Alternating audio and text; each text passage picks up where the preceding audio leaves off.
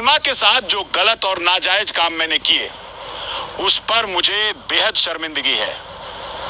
मैं हैदर से भी माफी मांगता हूं। और अस्सलाम वालेकुम दोस्तों, पहले एपी सिंह की ये ऑडियो सुने।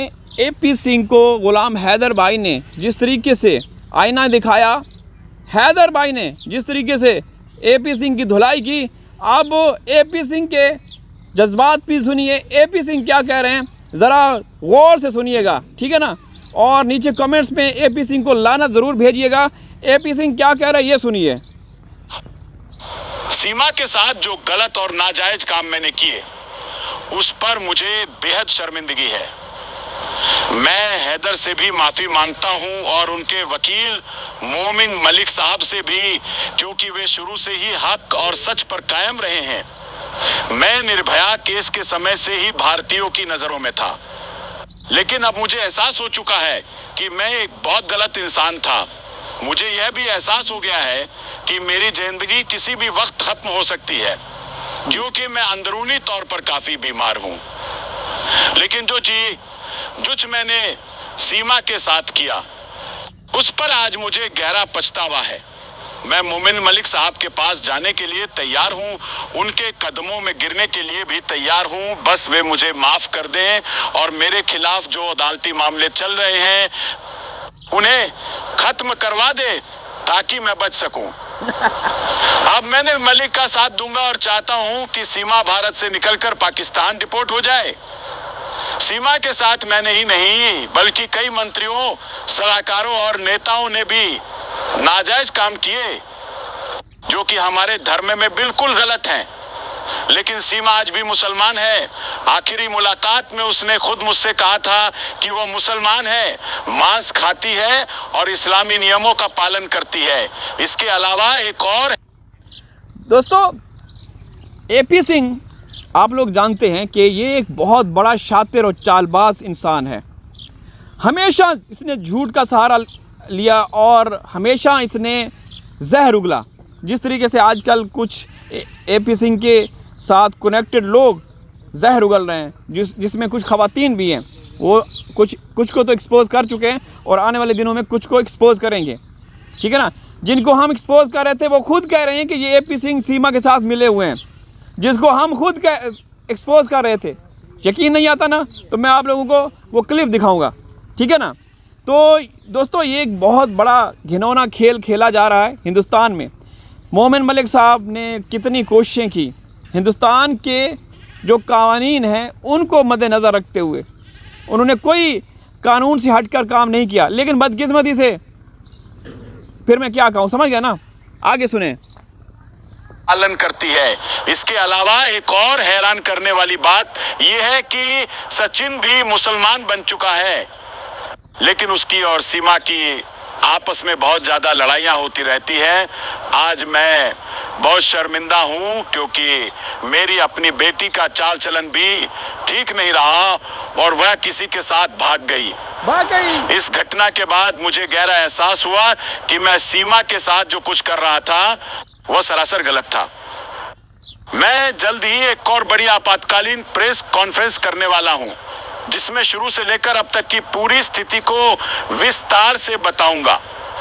मैं ये बताऊंगा कि सीमा हैदर नेपाल कैसे पहुंची, और जब मैं नेपाल पहुंचा तो मैंने वहां उसका स्वागत किया। हम होटल विनायक में ठहरे, जहां मैं और सीमा एक ही कमरे में थे, जबकि मैंने सचिन को दूसरे कमरे में शिफ्ट करवा दिया। बाद में मैंने सीमा को वो बॉर्डर भी दिखाया जहां से उसे भारत में अवैध रूप से प्रवेश करना था, और मैंने उसे अपने इलाके का परिचय भी दिया। इसके बाद मैं वापस भारत लौट आया। अब मैं ये सारी बातें अपनी अगली वीडियो में साझा करूंगा, लेकिन मैं बहुत शर्मिंदा हूं। बहुत शर्मिंदा है दोस्त। जो हमारी बहनें हैं, प्यारी प्यारी बहनें, सनातनी हैं, भाई हैं हमारे प्यारे प्यारे, ठीक है, सनातन धर्म से ताल्लुक़ रखने वाले, पहले आप अपनी माता श्री का प्रणाम कर लीजिए। ये वाली लाल वाली गौ माता आपकी, और ये काली वाली, ठीक है ना। मेरे राइट साइड पे भी गाय है, इस साइड पे भी, आवाज़ भी शायद आप लोगों ने सुनी होगी। और ये जो सेंटर में है ये बैल है, ठीक है ना। ये बैल कल आया था, जैसा कि मैंने आप लोगों को एक व्लॉग में भी दिखाया था, ठीक है ना, आप लोगों ने देखा। और ये आप लोग इस गौ माता का प्रणाम कर लीजिए। और जो लोग हमें गालियां देते हैं, हैदर भाई को गालियां देते हैं ना, उनके लिए ख़ास प्रणाम का बंदोबस्त हो चुका है। ठीक है, अभी आगे सुनिए एपी सिंह क्या कह रहे हैं। सीमा ने गैरकानूनी तरीके से भारत में प्रवेश किया और उसे इसकी सजा जरूर मिलनी चाहिए। सीमा ने मुझसे कहा था कि वह गलत कर रही है और मैंने उस समय उसका समर्थन किया क्योंकि वह मुझे एक पीड़ित महिला लगी। लेकिन अब जब मेरी खुद की बेटी किसी अजनबी के साथ भाग गई है तो मुझे एहसास हो रहा है कि मैंने जो सीमा के साथ किया शायद यह उसी का नतीजा है। अब मुझे पूरा यकीन हो चुका है कि गुलाम हैदर अपने बच्चों को लेने भारत आ रहे हैं। विदेश मंत्रालय और गृह मंत्रालय के दफ्तरों से मुझे पता चला है कि उनका वीजा पूरी तरह से तैयार हो चुका है और वे किसी भी समय भारत पहुंच सकते हैं।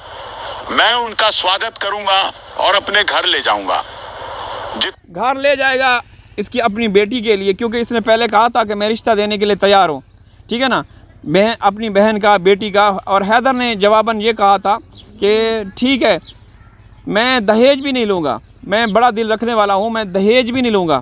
जिसको आप दहेज बोलते हैं, हम जहेज़ बोलते हैं, तो मैं दहेज भी नहीं लूँगा।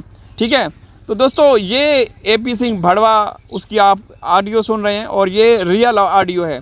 इसने क्यों बोला, क्यों कहा, ये आप लोग समझ सकते हैं। इसकी चाल, ये चालबाज आदमी है। आगे भी सुनिए थोड़ा सा। ठीक है, जितना संभव हो सकेगा उनकी सेवा करूंगा क्योंकि वे हमारे मेहमान हैं और शुरू से ही सच के साथ थे। जबकि मैं गलत था। मुझे स्वीकार करना होगा कि अतीत में मैं एक निर्दयी व्यक्ति था। जब के साथ अन्याय हुआ तो मैंने उसका साथ नहीं दिया और आज भी इस पर पछता रहा हूं। मेरे अंदर कठोरता और बदतमीजी भरी हुई थी जो मेरी गलतियों की जड़ थी। आज मैं ये भी स्वीकार करता हूं कि मैं नेताओं को लड़कियां सप्लाई करता रहा हूं। मेरी पत्नी दुबई में के सैलून चलाती है जो असल में सिर्फ नाम का सैलून था, जबकि वास्तव में वो एक वेश्यावृत्ति का अड्डा था। हम लड़कियों को धोखा देकर उन्हें अच्छी सैलरी का लालच देते और फिर उन्हें दुबई भेज देते, जहां वे अवैध और अनैतिक कार्यों में फंस जाती थी। लेकिन अब मैं इन सभी बुरे कामों से तौबा कर रहा हूं और कभी इन गलतियों को नहीं दोहराऊंगा। मेरी कोशिश है कि सीमा को भारत से निकाल दिया जाए और उसके चारों बच्चों को गुलाम हैदर के सुपुर्द किया जाए।